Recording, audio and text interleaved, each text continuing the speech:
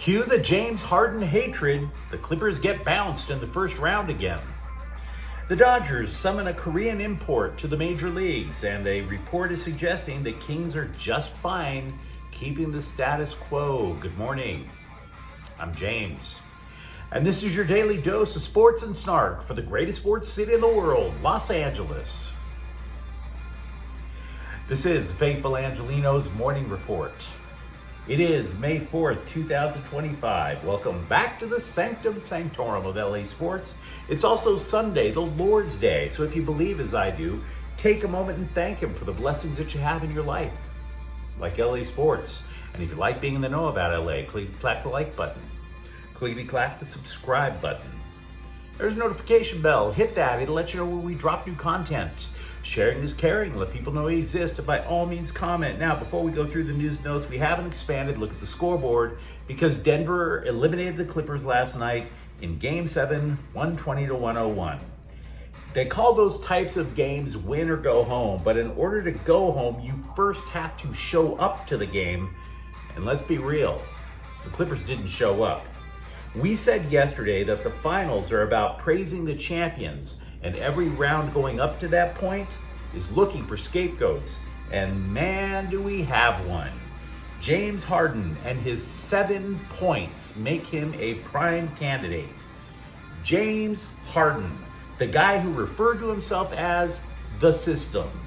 James Harden, who has an option for a $36 million deal next year, and still might claim that that's not enough. 7 points. James Harden, the guy who skipped out instead of facing the press after the game because he scored 7 points. It's the third consecutive year that the Clippers get bounced in the first round, but if we're going to be fair, it was more than just Harden. You could say that the only guy who actually did play Saturday night was Kawhi Leonard with 22 points. Norman Powell, this guy was a team leader on the Clippers for months. 9 points. And it's not like the stars for Denver dominated either. Nikola Jokic scored only 16. If I were to guess what happened, this final score is simply the result of will. The Clippers looked tired as the game went on. They already had the third oldest team in the NBA. Russell Westbrook of Denver, and yes, a former Clipper, is no spring chicken himself. But to give you an example of how the Clippers simply didn't have it, Westbrook missed a free throw and he beat every Clipper to the rebound. Just rammed through all of them to get a board under the hoop and convert. Here's a stat that suggests, by the way, that the Clips didn't have the legs. In the first half, they missed 13 of 18 attempts that were outside of the paint. In other words, they missed 13 of 18 jump shots. Jumping, you need your legs for that. Now, we're going to talk a little bit more about the Clippers offseason in just a moment.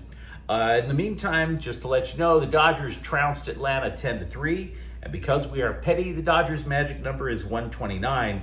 LAFC shut out Houston 2-0. Meanwhile, today, the Dodgers play Atlanta again at 4:15, and it is Galaxy Game Day. Still in search of their first win of MLS season, they are at Kansas City at 4 o'clock. Say hi to Dejan Joveljic if you can. And let's get back to the Clippers. Look, I think it's cool that the Clippers made the playoffs as a 5th seed after moving on from Paul George. I didn't see it happening. I thought they'd be lucky just to get into the play-in tournament. So, yeah, to an extent, you could say they exceeded expectations. Assistant coach Jeff Van Gundy was terrific in squeezing the most that he could out of this roster, teaching them how to play defense, because everybody knew that they would just have to grind out every win that they can. And they wound up winning. They were a 50-win team, guys. Toward the end of the season, they were described as a dark horse title contender. They finished the regular season on an 8-game winning streak. But then they go out and they fall to a team that, 3 weeks ago, fired its coach, And the GM is going to be out the door the moment that Denver gets eliminated. The Nuggets were in total disarray. This series was served up on a platter for the Clippers to advance. Kawhi Leonard, finally healthy for a postseason. And they still face plants? Look, I'm not trying to blindly hate if you're a Clippers fan, right? But now you look to the immediate future and you have to ask yourself, how exactly can this team get better? Because with this roster, I don't see much change with these old geezers for the next season. It's true that they have 5 free agents. Guess who's the biggest one? James Harden. And while common sense would suggest that he'd be stupider than a dung beetle to turn down $36 million, he totally could.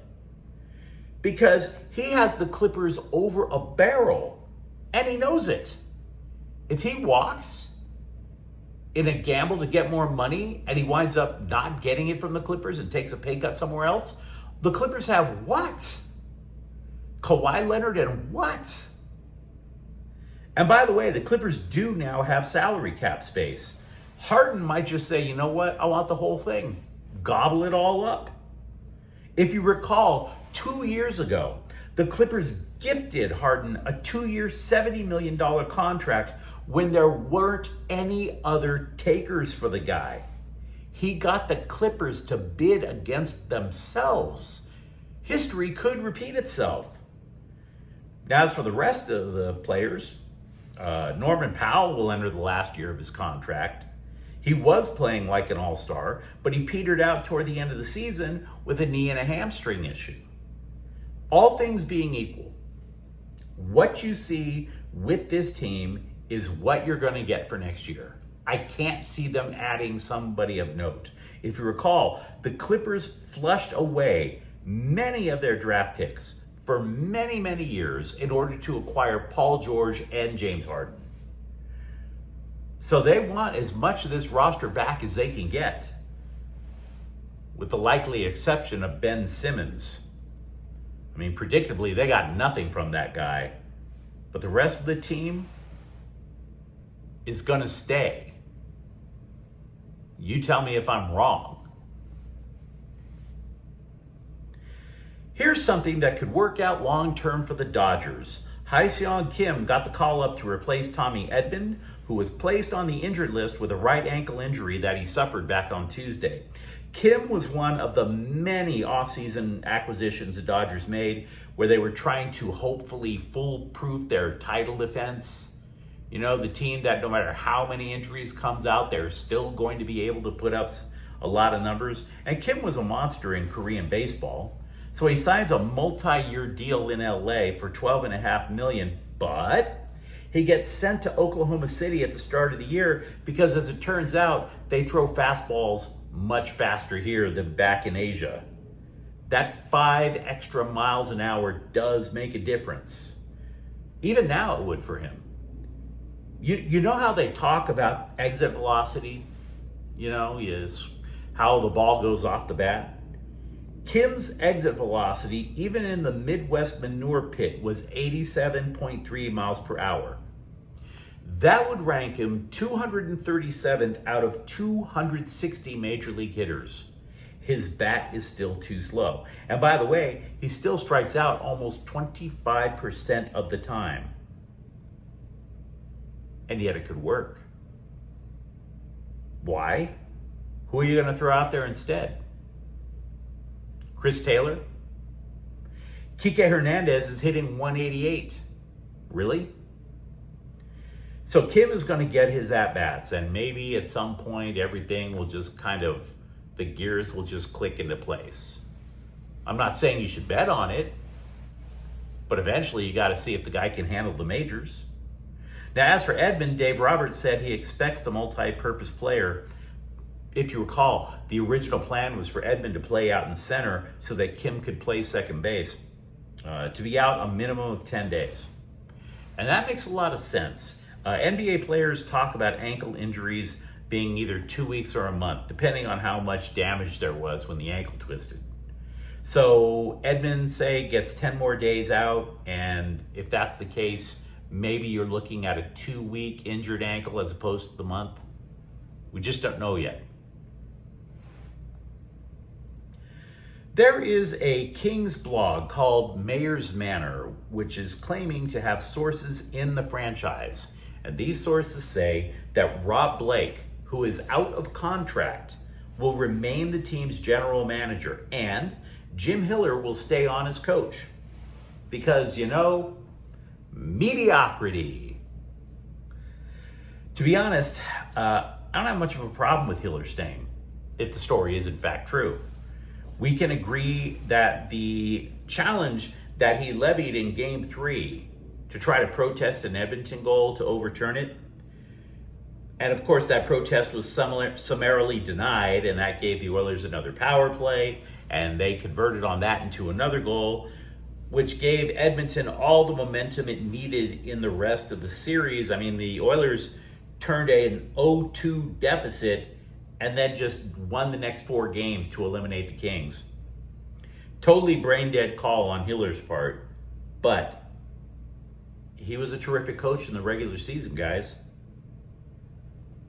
I mean, if Blake doesn't return, you would imagine that the new GM would want to bring in his own coach. I get that. So you look at Blake.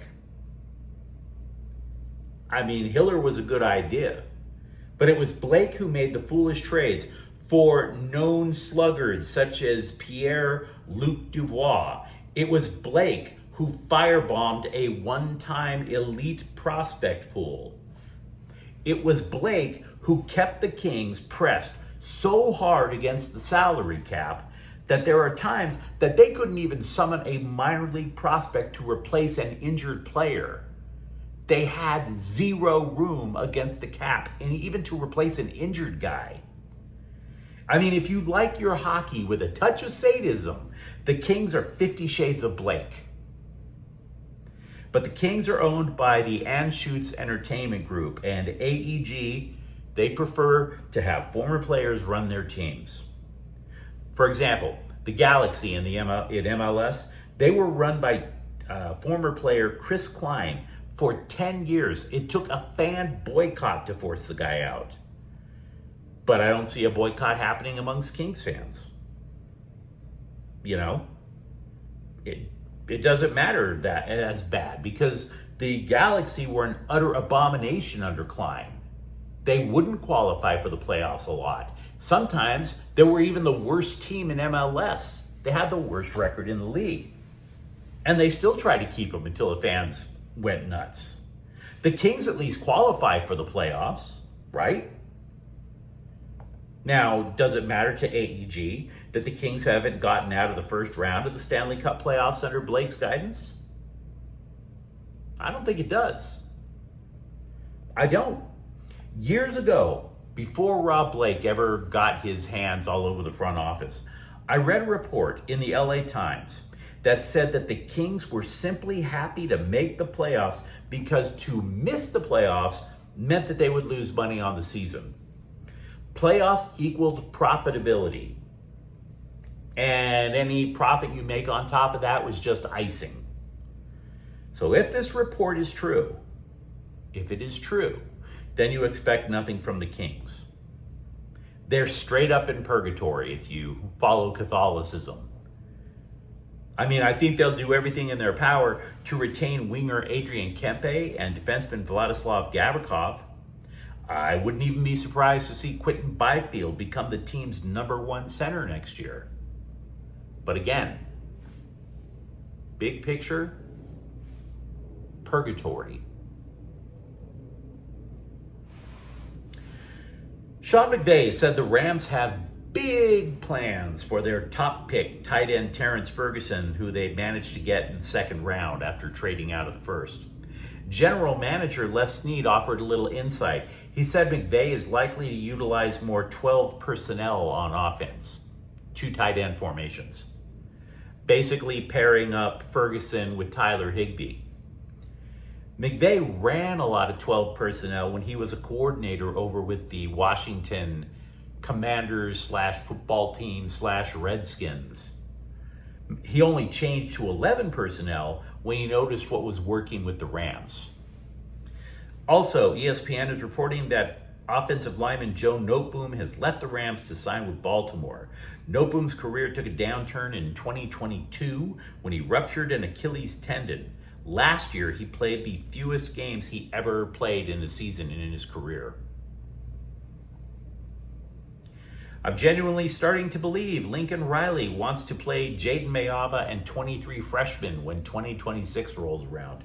Look, USC football landed its 27th commitment for the recruiting class of 2026 in wide receiver Luke Weaver from Notre Dame High School out in Sherman Oaks. 27. Hell, Weaver's the second wideout Riley added this week. There are 5 wide receivers in the class overall. Now, Weaver did impress as a high school junior. He gained more than 1,000 receiving yards, caught 10 touchdowns. Again, that's impressive. But not as impressive as 27 recruits. And if there's also one thing we can remember, by the way, from last year's recruiting cycle, it's that you totally can't trust the word of a teenager. But they may have one you can. Corner Brandon Lockhart told other schools don't even bother calling. He is going to USC. So out of the 27, there's one. But you let me know what you think in the comments thread. Talk to me about what you think about the Clippers stepping on a rake, and if you disagree, if you think they actually can pull something off in the summer. And for that matter, does Ha-Seong Kim have a chance to stay in the bigs? And if you enjoyed the content, don't forget to subscribe to Faithful Angelenos. We're talking LA sports every single day here. Thank you for watching. I'm James. We'll be back tomorrow. Faithful Angelenos, actually we'll be back later today with a Galaxy Rapid recap. But Faithful Angelenos is a Kian Cortel Queso production. Take care.